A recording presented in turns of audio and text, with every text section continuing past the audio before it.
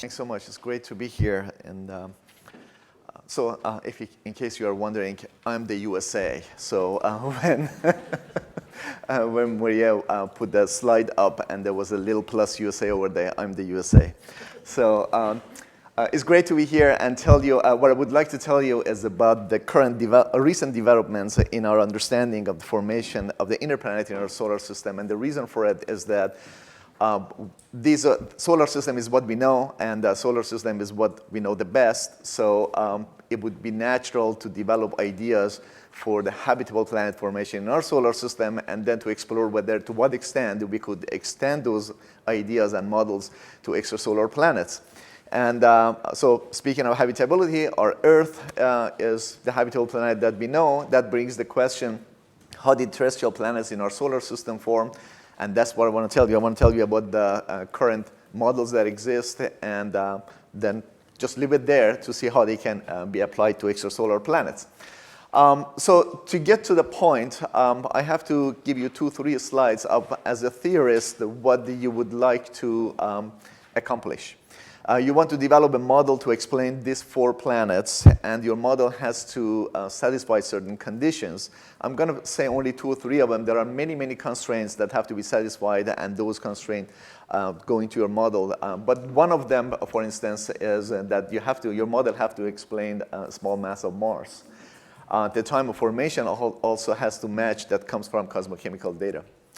You also have to be able to explain the high density of Mercury and how it was formed and why it has higher density than a planet that could naturally form there. If you're interested in celestial mechanics, you also have to explain why these orbits are almost circular and the eccentricities are low, and why they are almost coplanar. That has to go into your model as well. There are many other celestial aspects of it. I'm not going to get into it. If you're going to make a model, it has to explain the structure of the asteroid belt. That is a huge constraint that applies to your model. I'm going to pass over that, but I'm going to say one thing that is related to habitability. You have to be able to explain the origin of Earth water. I put this up to interest you all come to the IU meeting in Honolulu. If you're interested in astronomy, it's the first 2 weeks of August. This is a crater. It's called Molokini Crater. Unfortunately, the name of it is blocked by the table. It is in Costa Maui. So, okay, so let's start. Let's get right to the problem. Unfortunately, I don't have time to get more into the details of the constraints. You saw one of these simulations, a couple of these simulations in Phil's talk. This is a snapshot of a classical model. The classical model starts, that t equals 0 starts from the following. It puts the sun there. It takes a disk of planetesimals and planetary embryos. This green stuff is planetary embryos. This is what carries most of the mass of the disk and is supposed to form planets for you. But as Phil mentioned, you need some stuff to damp the eccentricity and inclination, right? So this small little blue dots, those are planetesimals. They do that for you. So you submerge a bunch of these planetary embryos. These are Moon to Mars-sized bodies. You put them in a sea of planetesimals. And somewhere at t equals 0, you decide what to do with your giant planets. Take your giant planets to be where they are, or give them some eccentricity, or whatever you want to do. That's the freedom that you have to play with the giant planet. And the reason is that we don't know the initial condition of them. We don't know where they were when they formed. We see the final product, right? So we can always use that as a freedom to adjust where we want them to be and let them interact with this whole disk and form terrestrial planets for us. So then you let everything interact with one another. At the end, you get terrestrial planets, and you get some asteroids, and hopefully everything will work out. So one thing I have to mention about this type of simulations is that these are extremely stochastic, and with slight variations in initial conditions, you get different results. So you may ask yourself, what's the point of it if you can't every time reproduce same thing? The point is that you don't run one simulation. You run several hundred simulations, and you study them statistically. That will give you a good understanding of the initial conditions and the physics that goes into it. Then you know which part of the parameter space has the most probable initial condition for the start of the solar system, and what type of physics will get you there. Now, this whole thing that I mentioned is called classical model, is basically based on this cartoon. You have the initial disk of protoplanets. The disk has a region that is called the snow line, no matter where it is. Past that, objects carry ice, and they move. When they move and they hit each other, because they carry ice, the collision and coalescence and growth is much more efficient. There is more gas here. Those objects grow, and they attract gas and become giant planets. That happens in the most slowest way, around 10 million years. Down here, the gas presumably is gone. What you have is a bunch of rock that goes around much faster. They hit each other, they shatter, reaccrete, they shatter, reaccrete, and this whole process takes several hundred million years. So in the classical model, the assumption is that the time for stuff to form here, become planet, is much longer than this. So we assume that giant planets are formed at t equals 0. That is why here, we start from a disk of protoplanets, and we let the giant planets go. So back to the classical model, it does a good job in forming terrestrial planets. What you see the color coding here is in terms of Earth mass. So it does a good job forming something like Earth and Venus.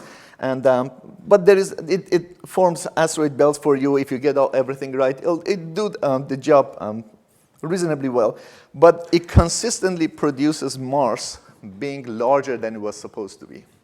That was the problem that was known from the 20, 30 years ago, that the classical model produces bigger Mars.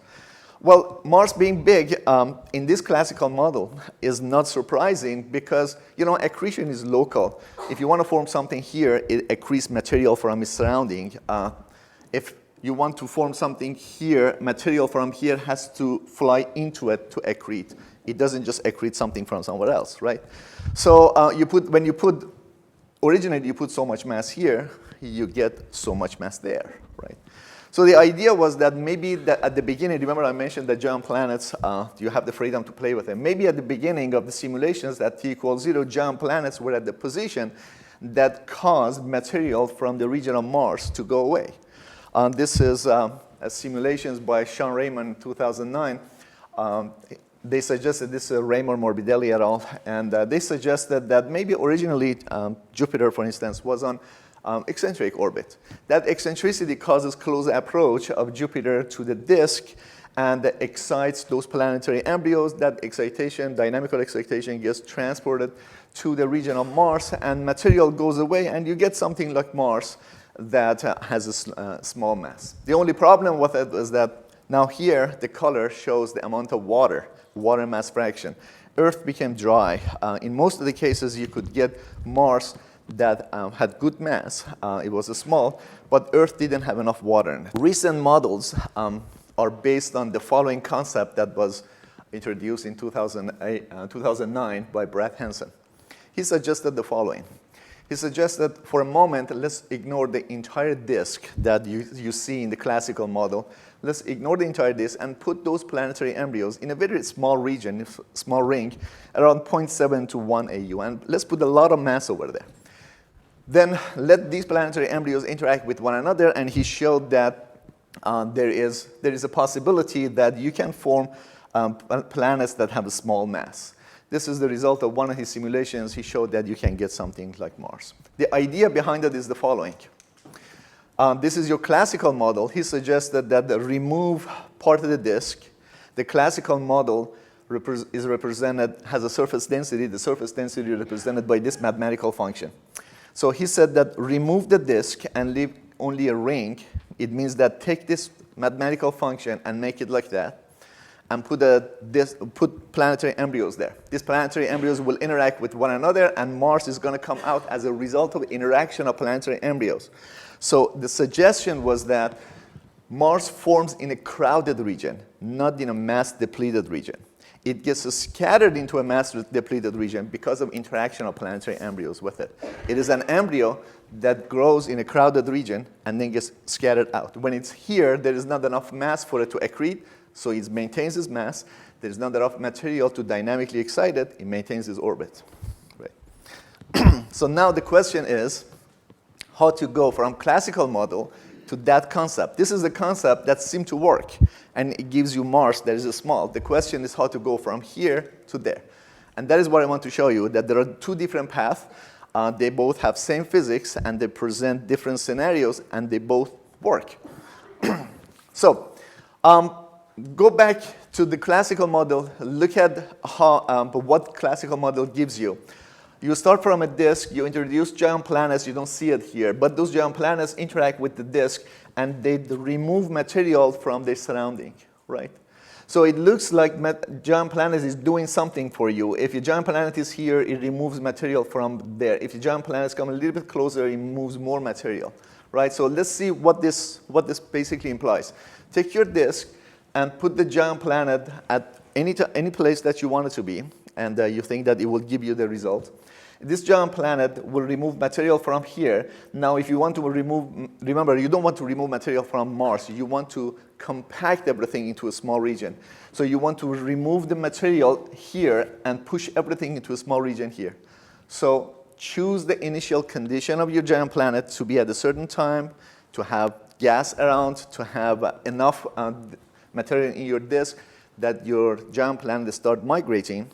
I'll explain this in more detail. And as it migrates, it disturbs the disk, gets rid of the material that you don't need, and compacts material in a region that you need, right?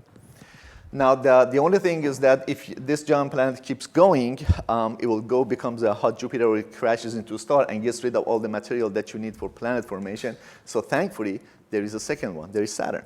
Saturn is back there, and is doing the exact same thing. Is growing, and it is once it grows to a certain mass, it starts interacting with the disk. The disk has gas. The planet starts migrating. As it migrates, it reaches to a point that catches up with the second planet. The mass ratio is the right amount that the catching occurs, and the two planets, under the effect of the gas, they start migrating backward.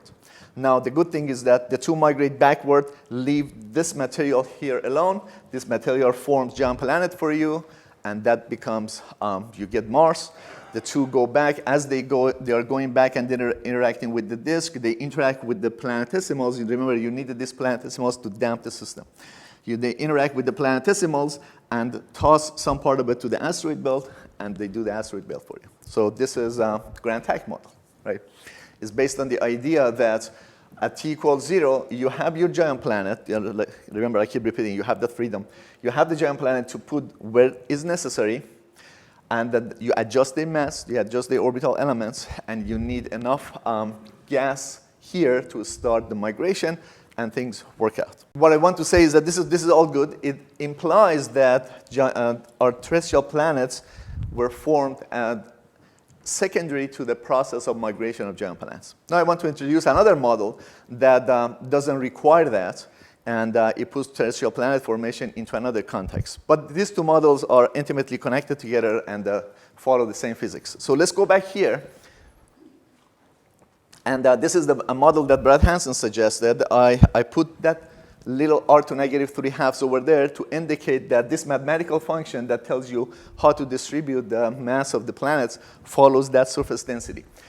So now think of this as the following. The disk cannot be 0.3 AU. The disk is large, right? So if in your mind you want to have a disk that is large, what does this mathematical function tells you? It tells you that your disk contains two parts. One part is from that 0.7 to 1 AU with that mathematical function for its surface density. The other part is past 1 AU with that mathematical function for its surface density, right? So you have a disk that follows two mathematical functions for the density. So this is an extreme case. Let's put that in the context of classical model. How do you turn this one to that is the following. You need a region that accumulates mass to form Mars. You need an adjacent region to it that has deprived of mass, so Mars can maintain its mass and orbit. What does that mean? It means that there may be a region in the disk that has so much mass compared to its surrounding area. This is just a cartoon to tell you that the disk might have been bumpy, right? The original disk, when you go from nebula to form planetesimals, that those coagulation of dust particles grow to become planetesimals. The planetesimals do not necessarily listen to you that if you want to distribute them based on r to negative 3 halves. They do their own thing. And their own thing is that they distribute non-uniformly. Mathematically, you may look at this, you may look at observation, you say that I can fit an R to negative 3 half function to that, but they don't care what you fit to them. They do their own thing. And what they do is that they are distributed non-uniformly, and there are regions that are locally depleted compared to the surrounding area, right? So this new model says, instead of putting your t equals 0 here and take a mathematical function and try to distribute that, put your t equal function here, t equals 0. Put your t equals 0 here. And once you put t equals 0 here, then the process of formation of Mars becomes part of the process of formation of planetary embryos, and it's possible that Mars could fall in some of these regions and stay there. So just to show you a proof of concept, and this is a bunch of simulations, and you remove some mass to see whether this removal of the mass can do the job for you. You can move this around to put it anywhere that you want. Remember, that's another freedom that you have. You have giant planets. You can play with them and put them wherever they want. The length, the depth, the amount of mass that is taken away, this is all freedom that you can do. And then there's a bunch of simulations, and again, you run 200-300 simulations, and you see that in some cases, you do get the small objects appearing, like being like Mars. This is one of the simulations, and then now you can also, the color coding shows the water content as well. You can form terrestrial planets, Earth and Venus. You can deliver water to them. You can have Mars. Don't worry that it has too much Mars. This is just to prove the concept. You can have some asteroids. You can have some bigger planetary embryos in the asteroids. In any case, the concept that if you put t equals 0 at the time that the process of planetary embryo formation is starting, it may help you to form Mars without needing to migrate giant planets all the way to, say, 1.5 AU. So how these two models connect to each other, they both are based on the following. Mars forms in a crowded region, and it gets tossed into a less crowded region. In these calculations, when we did the calculation, we noticed that Mars happens in Mars forms in different places, but they are both mass crowded, and they get tossed into the crowded region. Again, this is a cartoon that I'm showing just to prove the concept. How does these two models that I said, no planet migration or planet migration, and Grant-Tag, how do they connect? Remember Brad Hanson's model? He said that let's put everything in a ring, so let's take this part of the way and put two lines over there. That is Brad Hanson's model, and that is what Grant-Tag produces for you. By migrating giant planets, it basically pushes everything into, showing that the two models have same physics, underlying physics. So I wish I had been able to show you the following, that depending on where you put your t equals 0, and depending on where you decide to put your giant planets, you have two approaches to go. If you take the classical model and put t equals 0 at the onset of latest stage of planet formation, when planetary embryos are formed, then you have two ways to go. You have the classical model, and you have Grant-Tag. I apologize to Morbidelli. This table is blocking Grant-Tag. So you have two approaches to go. You go classical model, you go Grant-Tag, and the classical model may or may not be able to produce Mars, but Grant-Tag has been successful to do that. You can put your t equals 0 at the beginning of embryo formation. In that case, Mars is just an outcome of the natural evolution of the disk, and the migration of the planets will occur because of the interaction. Migration of giant planets will occur because of the interaction with the disk. They have the freedom to migrate, but they don't need necessarily to come to 1.5 AU and go back. To get a non-technical review of this, what I just said, look at this article by John Chambers in Science in 2014. He did a very nice unbiased comparison between these two models, showing the underlying physics and putting them next to each other. And so the last words, currently we prefer not to think of terrestrial planet formation in the context of the classical model, but we prefer to think of it in the context of Mars forming in a mass-crowded region and getting tossed into the mass-depleted region. There are two scenarios that do that for you, and one is to do the mass crowding by allowing giant planets to migrate, as in Grand Tack model. And the other one is to choose the t equals 0 at the onset of planetary embryo formation and let the disk do that for you. Thanks so much.